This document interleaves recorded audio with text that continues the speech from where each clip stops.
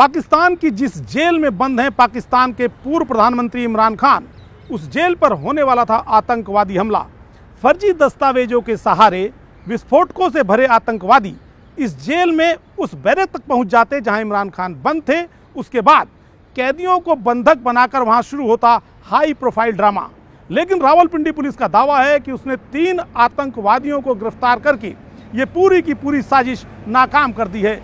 इन आतंकवादियों से अब अज्ञात स्थान पर पूछताछ की जा रही है। रावलपिंडी पुलिस के दावे के मुताबिक उसने देर रात अफगानिस्तान के जरिए पाकिस्तान में घुसपैठ करके आए 3 आतंकवादियों को गिरफ्तार किया। इन तीनों आतंकवादियों की बाबत पाकिस्तान की खुफिया एजेंसी ने सटीक इन्फॉर्मेशन दी थी और उस इन्फॉर्मेशन के आधार पर रावलपिंडी पुलिस और वहां के काउंटर इंटेलिजेंस डिपार्टमेंट में एक जगह पर छापा मारा, जहां से इन 3 आतंकवादियों को गिरफ्तार किया गया। रावलपिंडी पुलिस का दावा है कि इन आतंकवादियों के पास से बड़े पैमाने पर विस्फोटक, फर्जी दस्तावेज तथा नक्शे बरामद हुए। जब इन दस्तावेजों की जांच की गई तो पाया गया कि ये रावलपिंडी सेंट्रल जेल के नक्शे थे। आपको बता दें कि रावलपिंडी सेंट्रल जेल, जिसे अडियाला जेल भी कहा जाता है, वहीं पर पाकिस्तान के पूर्व प्रधानमंत्री इमरान खान समेत कई बड़े हाई प्रोफाइल राजनीतिक कैदी बंद हैं।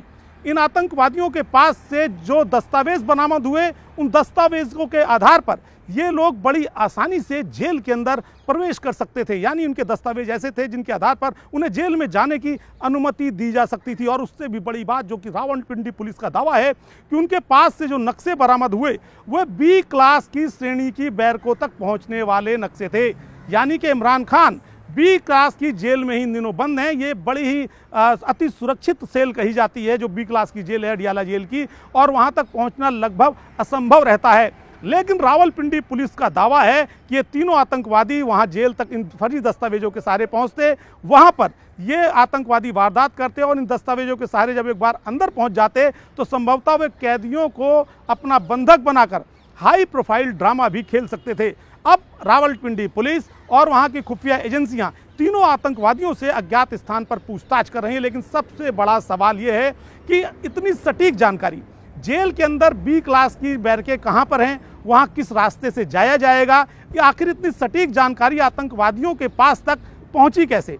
दूसरी बड़ी बात कि उन आतंकवादियों के पास ऐसे दस्तावेज कैसे आ गए जिनके आधार पर वे अडियाला जेल, जो एक सुरक्षित जेल कही जाती है, वो उसके अंदर प्रवेश कर सकते थे, और फिर विस्फोटक भरे आतंकवादियों को जेल के अंदर प्रवेश कैसे करने दिया जाता।